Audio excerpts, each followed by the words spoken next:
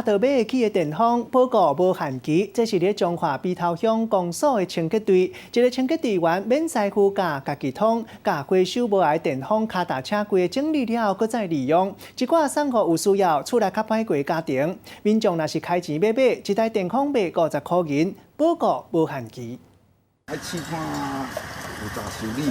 甲回收的电风摕来检查，按照会当搁利用的零件来做分类，利用休逗的时间修理电风。先试看莫达会好无？有的是叶仔歹去，有的是莫大有问题，搁有的干那是外壳破去尔，就互人单掉。毋过，互清洁队员试徽章修理过了后，拢变甲亲像新的共款。当初是认为说电风扇回收起来，有的看得很简单，稍微修复一下就可以再用。要自己摸索。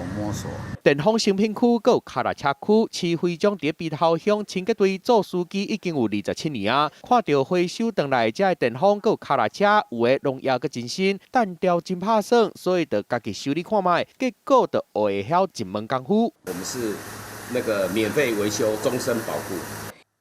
一支电风卖50块，较好的嘛才卖200块尔，搁有补助。毋若买钱摕来做公积金，卖送互有需要的弱势家庭。目前市徽章修理好的电风超过1000台，伊讲未来会甲这个功夫教互其他队员修理更较侪回收回来电风，服务乡亲。记者综合报道。